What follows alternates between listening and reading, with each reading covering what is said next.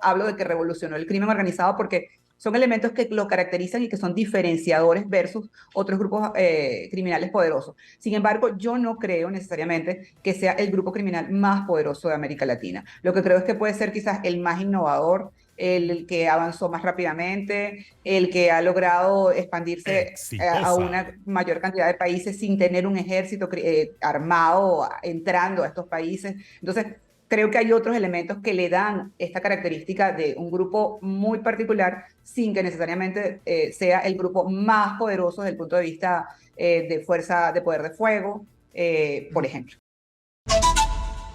Creo yo que la seguridad también es un tema que ha quedado muy flojo en el mensaje de la señora Dina Boluarte para todo el Perú. Sé que la policía está haciendo su trabajo, hay más patrullaje, se busca, por ejemplo, tener un mayor nivel de investigación, pero esto no alcanza porque también se ha señalado que hay déficit, por ejemplo, de policía, ¿no?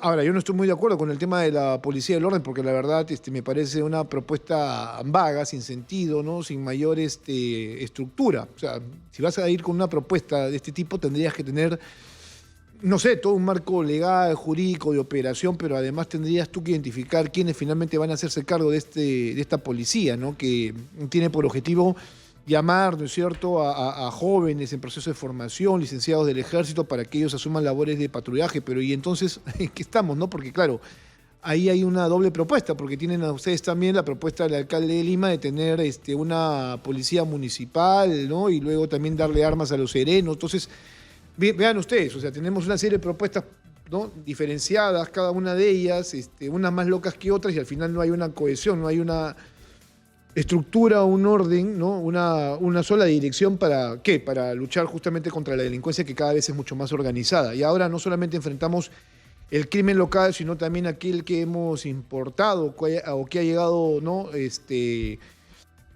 los últimos años. Y voy a hablar específicamente del Tren de Aragua, que tiene relación directa con Venezuela, porque es una organización delictiva no tan compleja de entender en realidad, pero sí muy, muy peligrosa, ¿no es cierto?, para las sociedades. Yo le doy la bienvenida y le agradezco por la deferencia a Rona Rísquez, que es autora, periodista y autora de El Tren de Aragua, la banda que revoluciona el crimen organizado en América Latina. Y esto es preocupante. Yo hace algunas semanas leí el reportaje en El País y qué bueno que Gisela haya apuntado esto y logrado un contacto con ella y que el libro nos haya llegado, que lo estoy leyendo, Ronna, y que creo que el público peruano merece saber exactamente de tus palabras cuál es el modelo con el que trabaja esta organización criminal que también está azotando el Perú, las diferentes regiones del país. ¿Cómo estás? Muy buenos días. Hola, buenos días, gracias por la invitación. No, a ti, gracias por estar con nosotros esta Claro. mañana de sábado. El libro es muy interesante, tiene testimonios importantes y además cifras relevantes. Esta es una organización criminal que surge en tu país y que está trascendiendo las fronteras. ¿Cómo es que tú, para empezar, perdón, llegas justamente a este tema? ¿Qué es lo que te lleva a investigar el Tren de Aragua? Sí, una de las cosas que me lleva a investigar el Tren de Aragua es justamente la internacionalización del grupo. Cuando comienzo a ver que el grupo comienza a aparecer o que hay presencia del grupo en países como Colombia, Perú, Chile, Ecuador, pues eso me llama la atención y luego, pues investigando también en mi país, Venezuela, pues comienzo a ver cómo el grupo se ha involucrado en actividades diversas que pareciera que no tienen que ver con delitos como qué sé yo, comercialización de alimentos o como las firmas para los jugadores que van a las grandes ligas. Entonces, eso me hizo pensar en que debería investigar qué había detrás de la organización y cómo estaba operando. Uy, creo que tenemos problemas en la comunicación. A ver, perdón, Que Rona. apenas tiene. Sí, perdóname, Rona, que se ha cortado. Entiendo yo que es una investigación Sí, muy, muy profunda. Ya hemos mejorado la comunicación. Es una investigación muy profunda y yo estoy muy preocupado porque aquí el Tren del Agua avanza. Recién hemos empezado a identificarlos con algunos casos que se han venido ventilando, sin embargo, están presentes constantemente y han tomado determinados territorios. Esa es una constante del Tren del Agua, ¿no es cierto? Tomar territorios y desplazar a otras bandas criminales. sí, una de sus maneras de operar es a través del control territorial. Eso para ellos no necesariamente lo logran en todos los sitios a donde van, pero sí lo necesitan. Es muy importante porque ellos establecen lo que llaman ellos plazas. Y plazas son como una especie de centros de operación donde ellos en un territorio específico, en una zona específica, controlan delitos como la prostitución, la extorsión, el microtráfico de drogas y otros delitos. Entonces, tener una plaza, tener el control territorial de esa plaza, o sea, que todo el mundo sepa que ellos son los que mandan en ese lugar, eso es importante para ellos y pues incluso también en algunas ocasiones logran, buscan el apoyo o la complicidad de los cuerpos de seguridad para este tipo de actividades en esas plazas. Entonces el control territorial es clave para sus operaciones. Te cuento que aquí en Lima, el cono norte de la ciudad está con estos problemas de presencia del Tren de Aragua, que además tiene un delito muy marcado, que es el tráfico de personas y la trata de blancas, o sea, de la prostitución. Que por ahora ese es su principal negocio, ¿no? El más visible de los que nosotros hemos podido notar aquí, además de la extorsión que también está presente, ¿no? Sí, definitivamente en el caso de Perú y en el caso de Chile, uno de los negocios más importantes de la organización es la trata de mujeres migrantes generalmente para explotación sexual. Y además también se han involucrado en el tráfico de migrantes. De alguna manera, incluso yo suelo comentar que la migración venezolana siempre ha sido son las principales víctimas. Los migrantes venezolanos son las principales víctimas del Tren de Aragua, porque una vez que el grupo identifica que hay una oportunidad de negocio en la migración, pues comienza a extorsionar a estos migrantes, comienza a establecerse en las fronteras en los distintos países de Sudamérica por donde tienen que transitar estos migrantes para extorsionarlos, para abusarlos, para utilizarlos, para reclutarlos, para captar a las mujeres e involucrarlas y explotarlas sexualmente. Entonces, ellos, o sea, esa es parte de sus prácticas, parte de las actividades a las que se dedican. Y definitivamente sí, o sea, el tráfico de migrantes es uno de los delitos en los que están involucrados, son unas especies de coyotes. Yo hacía todo este contexto para que el público peruano se vaya ubicando, porque poco o nada es lo que conocemos del Tren de Aragua. Y tú en este libro, por ejemplo, tienes toda una historia muy bien desarrollada con gente que ha estado comprometida con esta organización delictiva. A ver, para hacer un poco de historia, no para hacer apología, ¿no?, de esta organización criminal. El Tren de Aragua surge en Aragua, en tu país, ¿no es cierto? Pero es una organización delictiva que se dice que habría surgido, ¿no es cierto?, del contexto del trabajo, ¿no?, de obreros, pero esto no es tanto así, tienen otras características, ¿no es cierto? A mí lo que me llama la atención es que es una organización criminal que tiene un centro de operaciones al cual tú has ingresado, que en este caso es el Centro Penitenciario de Aragua, que tiene además como nombre Tocorón. Me gustaría que el público peruano conociera esta parte de la historia, que tú se lo comentaras. ¿Qué es finalmente el Tren de Aragua? ¿Cómo surge y dónde es que opera? Y cómo es que opera también, porque claro, aquí hay un contexto delincuencial, pero también hay un apoyo político que está ahí presente y que tiene relación directa con el gobierno o la dictadura que está presente en tu país. El Tren de Aragua nació en la prisión de Tocorón, que es una prisión en el estado de Aragua que está en la zona centro costera de Venezuela. Esta organización nace de la alianza de varias personas que estaban detenidas y que eran delincuentes que estaban detenidas en esa prisión, pues crean la banda y luego comienzan a operar dentro de la prisión y fuera de la prisión. Había varias organizaciones más grandes, o sea, organizaciones criminales que eran más grandes de lo que se había visto hasta ese momento en. Hoy creo que estamos perdiendo comunicación con Rana Rísquez, que es investigadora, periodista, autora del libro El Tren de Aragua. Creo que ella tiene bastante información respecto a este tema para compartirlo con nosotros. Vamos a ver si podemos mejorar la comunicación y conversar con ella, Gisela, a través, no sé, de la línea telefónica. Sería importante porque, claro, a ver, yo les cuento aquí un tema. Esta organización tiene una zona de operaciones que es una cárcel, o sea, quienes todavía controlan las actividades de esta organización criminal están presos. O sea, ahí tendríamos que pedirles como país, como Perú, por ejemplo, explicaciones al gobierno de Venezuela, pero ustedes saben que nuestras relaciones hace muchos años están completamente afectadas, porque Venezuela finalmente es eso, una dictadura, ¿no es cierto? Entonces esa dictadura necesita también de un brazo ilegal para poder manejar el control de determinadas zonas, y es el Tren de Aragua, según indican, parte, ¿no es cierto?, de ese aparato que utilizan para poder controlar y mantenerse en el poder. ¿Hay relación con el gobierno de Maduro? Sí, con sus ministros o actuales ministros que están en estos momentos en funciones. A ver, hay un capítulo que dice aquí lo siguiente: el Centro Penitenciario de Aragua es el nombre formal de Tocorón, construido en 1982. Fue concebido para albergar a 750 personas, pero hoy, dependiendo de la fuente que se consulte, se estima que tiene entre 3.000 y 5.000 privados de libertad, para utilizar la jerga de un Estado muy insistente con la terminología, pero incapaz de dar una cifra oficial.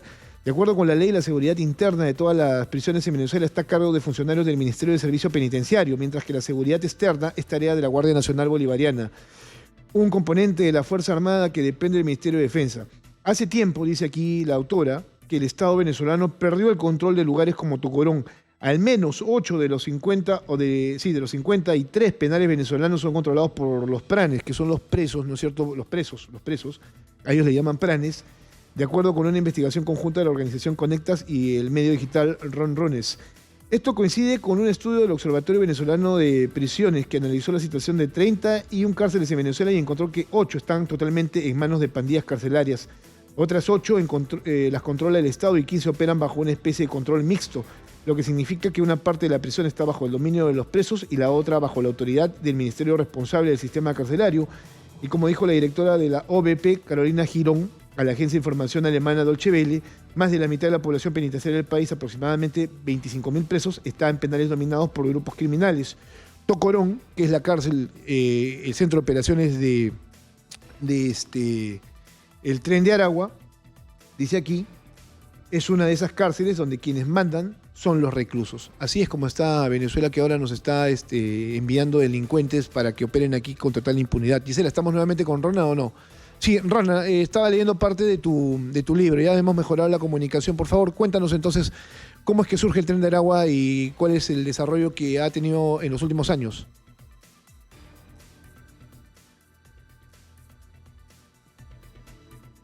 Fue creada por varias personas que estaban en esa prisión y comienzan a delinquir tanto, o sea, controlan la prisión, pero además comienzan a delinquir fuera de la prisión en Venezuela. Lo que yo llamaría una expansión internacional. El grupo no tiene nada que ver, hasta donde yo sé, con estructuras obreras. Es un grupo que nace de grupos de personas dedicadas al delito, pues. Y el nombre que adopta es un nombre que estaban adoptando similar al que estaban adoptando otros grupos armados que en esa época, en 2014, estaban operando en Venezuela. Sobre lo de los vínculos con el gobierno, yo no tengo ninguna evidencia, ninguna prueba de que haya vínculos con el gobierno. El grupo es un grupo criminal. Lo que obviamente sí llama la atención es que opere dentro de una prisión y que tenga el control de la prisión, y pues simplemente estén allí ellos dentro de la prisión y fuera de la prisión la Guardia Nacional. Obviamente eso es algo que llama la atención, pues. O sea, las personas, los venezolanos y en general, nos preguntamos por qué ocurre esto, ¿no? Pero establecer que hay una conexión o algo así, o que es un brazo armado, o sea, la verdad es que eso no hay una prueba de eso. Ujú. Claro, yo he leído que hay cierto nivel de relación, ¿no?, con algunas personas del gobierno, hay algunas fotos también. ¿Quién es la persona que controla el Tren de Aragua? Tú en tu libro tienes a 3 personas, ¿no?, a los que denominan los 3 papás. Sin embargo, hay uno que está por encima del resto, ¿no es cierto?, que tiene el máximo nivel de la jerarquía criminal. Sí, el líder principal de la organización es Héctor Guerrero, conocido como el Niño Guerrero, que está en la prisión de Tocorón. Y pues hasta ahora las investigaciones que se han hecho incluso desde Perú, Colombia y Chile, apuntan a que él tiene comunicación con los grupos o con las células que operan en estos países, y pues digamos que todos le reportan. O sea, él es la persona, él es sí, la persona que tiene la última palabra. O sea, todos esperan que él diga qué es lo que hay que hacer, o todos esperan que él autorice cierto tipo de actividades. Entonces, pues eso permite concluir que es el líder no solamente de la organización en la prisión, y el líder de la organización en Venezuela, sino también el líder de la organización o de las células que operan fuera de Venezuela. Ojo, las células que efectivamente son del Tren de Aragua, porque también hay que tener claro que puede haber grupos delictivos operando y utilizando como nombre el Tren de Aragua, y son grupos de imitadores, no necesariamente son Tren de Aragua. O sea, no es que todo, no creo que el Tren de Aragua además tenga la capacidad de ser el que motoriza el delito en toda América Latina. O sea, sí tienen presencia en estos países que se mencionan en el libro, 8 países, sí tienen operaciones, sí han creado un impacto en materia de las dinámicas delictivas en estos países, pero hay otros grupos también, Ujú. tanto extranjeros como locales dentro de estos países que pueden estar operando y que son grupos peligrosos de la misma manera. No, sí, claro, acá tenemos también esa característica. Hay gente que está empezando ya a investigar. Fíjate que acá la policía en algún momento determinó de que, si bien es cierto, hay un control, ¿no?, de estas organizaciones desde Venezuela, lo que también se hace, por ejemplo, es a través de esa cárcel enviar una especies de emisarios, ¿no es cierto?, que vengan a tener reuniones con bandas aquí locales para organizarlas y estructurarlas y sumarlas a su actividad. Sí, yo creo que hay una cosa que es muy importante que hay que tener en cuenta en nuestros países, y es que este grupo, como muchos, bueno, como muchos no, pero como algunos otros grupos criminales, entre ellos el PCC de Brasil, por ejemplo, son resultado de el abandono, del olvido y de políticas carcelarias erróneas en nuestros gobiernos. Entonces, creo que hay que prestar más atención al sistema carcelario. Estamos viendo lo que está ocurriendo en este momento en Ecuador, donde el crimen organizado también ha tomado las prisiones y bueno, las masacres han sido impresionantes. Entonces creo que tenemos que mirar eso, tenemos que mirar nuestro sistema penitenciario, tenemos que mirar qué pasa en las cárceles latinoamericanas, por qué se producen grupos como este, por qué se producen masacres como las que vemos en Ecuador, por qué se producen grupos como el PCC que han nacido en las prisiones latinoamericanas. Entonces, Sí, bueno, a creo ver, sí, te escuchamos. que eso es algo que debe ser revisado. Ajá. Sí, como las cárceles terminan siendo, por ejemplo, en el caso venezolano no es solo Tocorón, hay 8 prisiones que están controladas por pranes, y estas 8 prisiones tienen grupos armados, y estos grupos armados operan fuera de las prisiones o tienen conexiones con otros grupos armados que operan fuera de las prisiones. Entonces es como un círculo terrible al que yo creo que hay que mirar y pues ver cómo se puede resolver esto, ¿no? Ujú. Bueno, eso es una constante en América Latina. Aquí en Perú tenemos cárceles también completamente llenas, ¿no?, de delincuentes. La población penitenciaria está básicamente hacinada y hay un control también delincuencial. Aquí los secuestros, las extorsiones y una serie de delitos se coordinan desde los penales. Aquí les llamamos a los cabecillas taitas en lugar de pranes, ¿no? Y ellos son los que controlan estos espacios. Sin embargo, todavía aquí en el Perú no tenemos ese nivel, ¿no es cierto?, de manejo que sí lo tienen, por ejemplo, en Venezuela, con las cárceles, o al menos 8 de las tantas cárceles que hay allá completamente tomadas, y lo que está pasando en Ecuador, como tú bien lo señalas.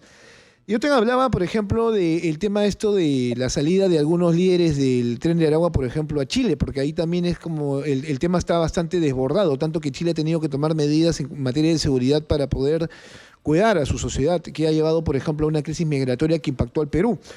Allá, por ejemplo, en Chile descubrieron que estaba uno de los capos, ¿no es cierto?, del Tren de Aragua, que es Larry Amaury Álvarez Núñez, conocido como Larry Changa, ¿no? Que ya el tipo, una vez ubicado, pudo escapar, ahora no se sabe dónde está. Tú asumes que está en Bolivia, pero podría estar tranquilamente aquí en el Perú y nosotros no lo sabemos.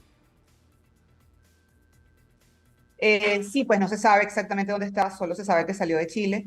Y efectivamente, pues el grupo hubo una operación, se instaló una operación importante del Tren de Aragua en Chile. Sin embargo, pues, y creo que las autoridades chilenas han intentado desmantelar esta estructura y creo que pues han tenido aparentemente algunos resultados importantes. Sin embargo, yo no creo que esto tenga que ver con la migración, todo lo contrario. O sea, los migrantes son víctimas del Tren de Aragua. Las políticas migratorias extremas que han implementado algunos países de la región lo que han hecho es potenciar a este tipo de organizaciones, no solo el Tren de Aragua, sino a todas las organizaciones delictivas que aprovechan que los migrantes van a seguir saliendo de Venezuela porque Venezuela sigue teniendo una situación económica muy crítica, y cuando se van a trasladar, pues aparecen todos estos grupos criminales para reclutarlos, para extorsionarlos, aprovechando su condición de vulnerabilidad. Entonces creo que también hay un tema allí de cuáles son las políticas migratorias que han implementado los gobiernos y cómo eso ha ayudado también a potenciar estructuras de crimen organizados como el Tren de Aragua. Mira, que tu libro es bastante interesante y yo lo estoy leyendo rápidamente porque me parece que, creo yo, un periodista no tendría por qué perderse, tener un mayor conocimiento de una de las megabandas, ¿no? ¿Tú consideras que ya es una mega organización tan igual, por ejemplo, como las Maras Salvatruchas, que en este momento están siendo férreamente combatidas, por ejemplo, combatidas. por Bukele, a su manera, pero combatidas. Bueno, hay varias diferencias, pero una de las diferencias es que las maras tienen mucho más tiempo, o sea, Claro. tienen, no sé, 30 años, 40 años de existencia.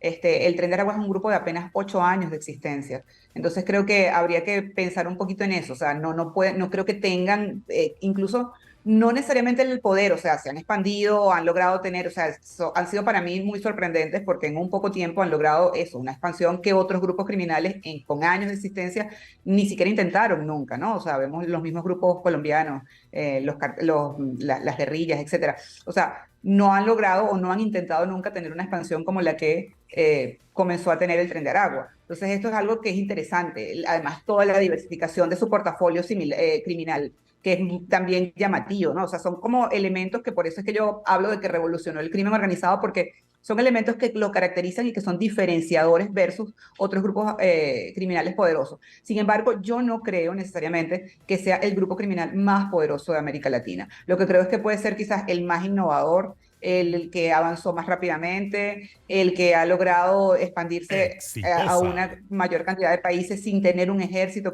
armado entrando a estos países. Entonces, creo que hay otros elementos que le dan esta característica de un grupo muy particular sin que necesariamente sea el grupo más poderoso desde el punto de vista de fuerza, de poder de fuego, por ejemplo.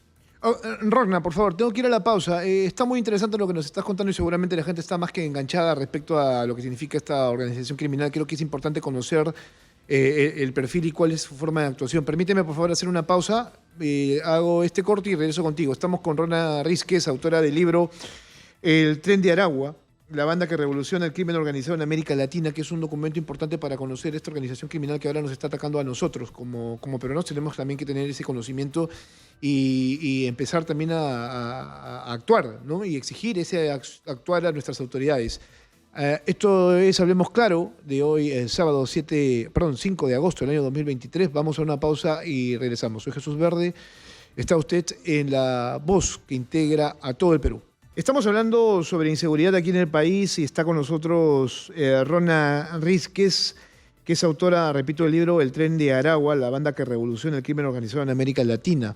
Repito yo que esto no es hacer apología de una organización criminal, sino conocerla, saber de su historia para luego entender cómo es que se desarrolla, ¿no es cierto?, su accionar criminal que ahora está presente en diferentes países de América Latina, de nuestra región. Está sufriendo este problema Ecuador, Bolivia, Chile y Perú. Aquí ustedes saben perfectamente que la cosa es bastante seria, ¿no? Sobre todo en el norte del país, en Trujillo, Chiclayo, ¿no? O sea, donde la extorsión está a la orden del día, también el gota a gota, el sicariato.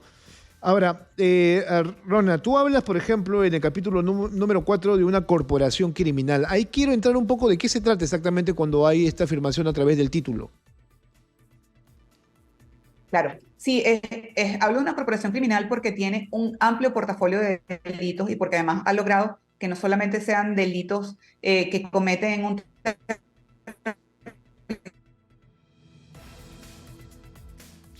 Sí, a ver, permíteme, por favor, creo que hemos vuelto a tener un problema con la comunicación en estos momentos. Exitosa. Y ya lo corregimos. Ahora sí estamos con ella nuevamente, ¿no? Sí, Ronald, volvemos contigo, por favor, se cortó.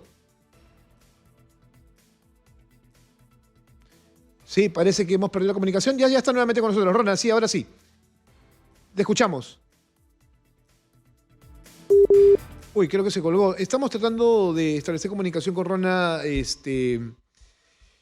Rísquez, autora de este libro y de este reportaje que a mí me llamó mucho la atención porque es un reportaje bastante completo que salió en El País sobre el Tren de Aragua. Yo no conocía exactamente cómo es que trabajaba esta organización criminal, que no se puede comparar a las Humanas Salvatruchas, como bien lo ha señalado, porque, claro, esta es más nueva, por así decirlo. Tiene 8 años, pero la capacidad con la que se ha ido ampliando, ¿no? Además, fuera de sus propias fronteras, es bastante llamativo, ¿no? Entonces, todo el mundo está empezando a investigar, o sea, las policías de diferentes países para tratar de combatir a este tipo de organización. En Chile, por ejemplo, la cosa es ya un tema de carácter nacional, tanto así que se han, a nivel de Congreso, por ejemplo, dado leyes mucho más drásticas para poder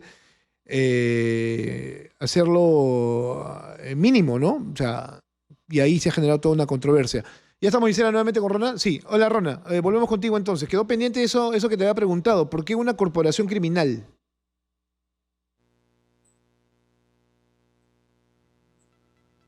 Exitosa. Sí, sí, Rona, te escuchamos. Estoy acá. Hola. Sí, Sí, ¿se escucha? sí, perfectamente, te escuchamos. Perfecto. Vale, cuando hablo de una corporación criminal es por lo que comentaba al principio de que tienen un amplio portafolio de delitos. Yo identifiqué que están involucrados en más de 20 delitos y otro tipo de actividades. Y además no solamente son cosas o actividades locales, sino que son actividades que han traspasado las fronteras venezolanas, o sea, operan en varios países y con estas actividades. Entonces, por ejemplo, se dedican al contrabando de chatarra, entonces pasan la chatarra por la frontera hacia Colombia, o se dedican a control de una mina y en esa mina, pues, trabajan en todo lo que tiene que ver con minería ilegal, están involucrados en la custodia del movimiento del oro, en la custodia de droga para la droga transnacional, para el tráfico transnacional de droga, están involucrados en microtráfico de drogas, en secuestros, en sicariatos, en trata para explotación sexual, en tráfico de migrantes. Entonces, tienen una diversidad de delitos y además pues han llevado estos delitos o tienen operaciones con estos delitos en varios países de la región. Y por otra parte, pues han logrado también en algunos casos alianzas o apoyo de organizaciones de otros países. Entonces creo que esto lo hace como una cosa bastante organizada, una estructura también además mafiosa. Mira que yo estaba esta semana también leyendo sobre Haití, ¿no? Bueno, complementando mi lectura sobre Haití respecto a cómo las cosas han cambiado luego de los problemas naturales que enfrentaron con los terremotos que destruyeron el país, que ya además afrontaba crisis políticas muy, muy complejas, ¿no? Y ahora es básicamente un protoestado. O sea, ahí lo que impera es el crimen organizado, no hay mayor ley. Entonces, en cierta parte del libro tú también tocas este tema, ¿no? El hecho de que a veces el criminal es el que asume la autoridad, porque la gente empieza a buscar entonces protección y no la encuentra en el ámbito legal y entonces roza con lo ilegal.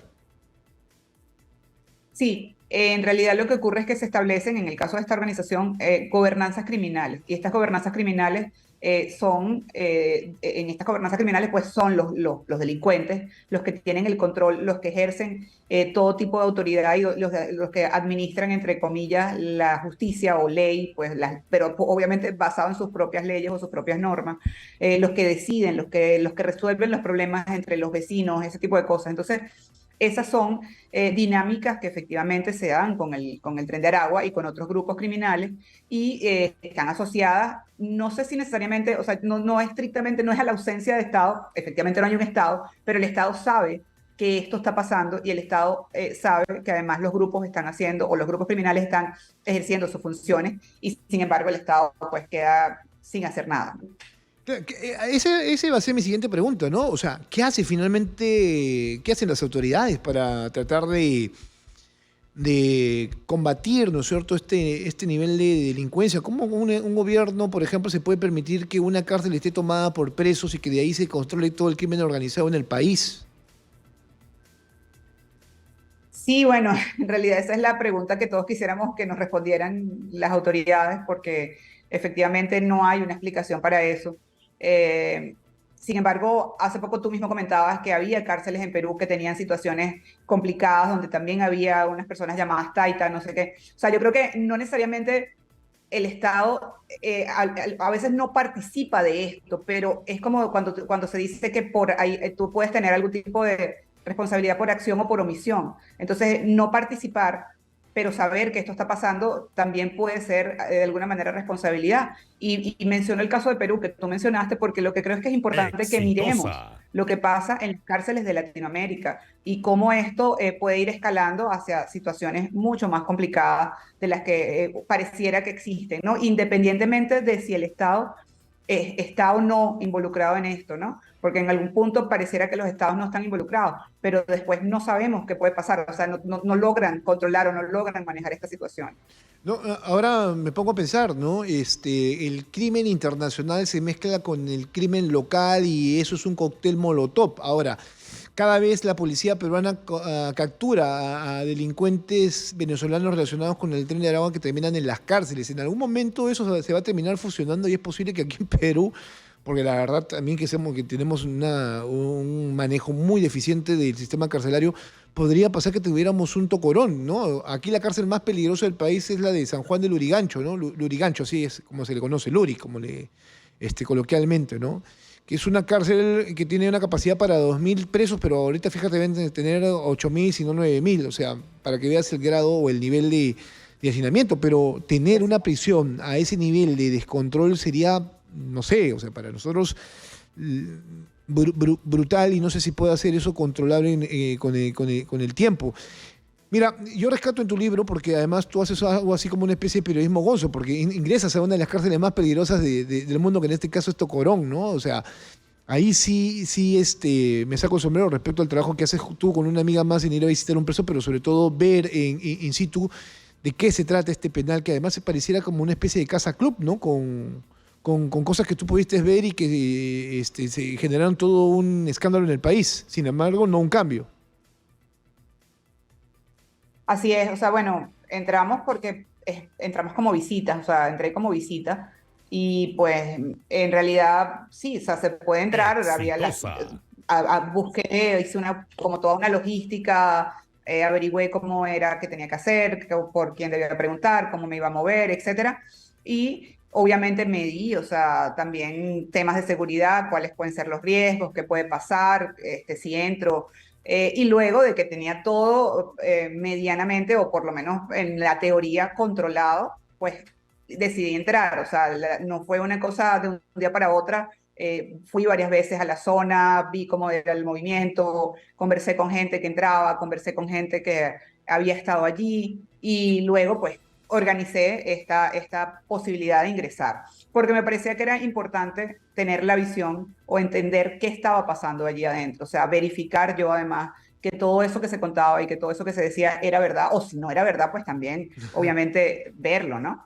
Mira, acá, Entonces, para mí era importante, acá lo necesario. máximo que yo he podido ver en una cárcel ha sido un lanzallamas, un lanzagranadas y hemos podido ver cárceles doradas, por ejemplo, en el hecho que tenían televisores, casi como que una especie de hotel de primera, ¿no? En cárceles aquí en Perú. Pero nunca había visto una Bueno, cárcel. allá esta ¿Qué tiene? tiene piscina, tiene campo de béisbol, tiene un zoológico como zoológico. Tiene discoteca, tiene restaurantes. Los presos se desplazan en motocicletas de alta cilindrada, están armados. Los que tienen como la responsabilidad de custodiar las áreas de la prisión están armados y pues las armas las tienen. Fusiles, pistolas, escopetas, tienen distintos tipos de armas. Estas pues son algunas de las cosas que pude ver allí, ¿no? No, a mí me ha llamado Es la... algo llamativo porque no es lo que uno se espera en una prisión, obviamente. No, claro, por supuesto. El solo hecho de que tú digas de que los propios presos ejercen su propia seguridad, ¿no es cierto? Que van en patrullas, enviados para controlar. Sí, Además, todo ese Exitosa. penal funciona con los aportes de los presos. O sea, ahí nadie vive de gratis. Todo el mundo tiene que hacer, que hacer no, algo y pagar por su permanencia, ¿no? Pero tú dices, tiene que pagar al Estado, así ¿no? es, No, no le pagan al Estado, le pagan no, al delincuente mayor. así es. Es una especie de impuesto que llaman causa y que deben pagar semanalmente y esto permite mantener la operatividad de la prisión y de la organización criminal, pues dependiendo, pues semanal, mensualmente. Y esto, pues sí, lo pagan los presos. O sea, eso es como una especie, yo digo que es una extorsión interna, pero al mismo tiempo es un impuesto, pues, o sea, tú tienes que pagar tanto por tu derecho a estar aquí, a vivir aquí, a vivir en una cárcel, imagínate. Oye, Rona, muchas gracias. Eres muy buena escritora, muy buena periodista. Este es un muy buen documento.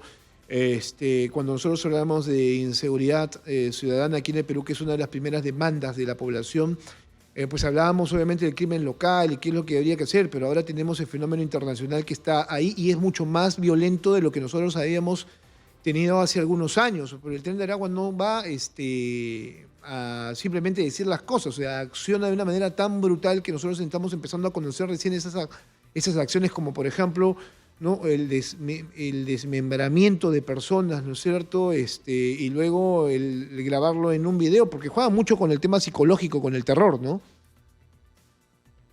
Sí, bueno, una de las particularidades del grupo es justamente, no necesariamente son extremadamente, o sea, no usan este tipo de acciones permanentemente, o sea, no son un grupo que usa la violencia constantemente para todo, pero cuando requieren dar un mensaje, cuando necesitan demostrar que son los poderosos, cuando necesitan demostrar que son capaces de hacer, hacen cosas como esta y recurren a algo que, bueno, que en esta época es algo muy común, que es el uso de las redes sociales. Entonces, eso potencia también lo que hayan hecho, o sea, si es un asesinato, si es un sicariato, si es un descuartizamiento, pues Exitosa. eso visto en un video, grabado en vivo en redes sociales, tiene un gran impacto, que obviamente es lo que buscan, pero no quiere decir que eso es algo que estén haciendo permanentemente, ni que sea una práctica absolutamente común de la organización. O sea, ellos en realidad lo que les interesa son sus negocios, los negocios que les generan rentas, eso es lo más importante para ellos.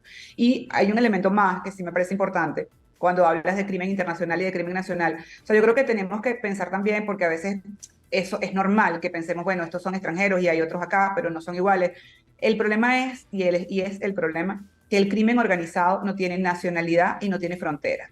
O sea, una vez que los grupos de crimen organizado entienden que tienen un negocio que deben proteger, que tienen un mercado que les interesa, pues son capaces de unirse y actuar de la manera que sea. Y lo digo a partir de la experiencia de lo que fue Venezuela. Venezuela no siempre fue un país violento, tan violento, no siempre tuvo grupos como estos. O sea, como les decía, el Tren de Aragua es un grupo que tiene apenas 8 años de existencia. Sí había delitos, sí había AMPA común, pero estas estructuras, como las estamos viendo en este momento, son relativamente recientes. Entonces, esto nos puede pasar a cualquiera como sociedad y no necesariamente tiene que ver con otros países de la región. Yo creo que todos nuestros países, lamentablemente, por la situación de pobreza, de desigualdad, por las políticas erradas de seguridad, estamos expuestos a tener organizaciones criminales como estas y a generar una violencia que a veces es impensable. Gracias por tu reflexión final, que creo que es importante que nos quede a todos los que estamos viendo y escuchándote a través de Exitosa para todo el Perú. Estas cosas no se hablan, sino más en los medios de comunicación.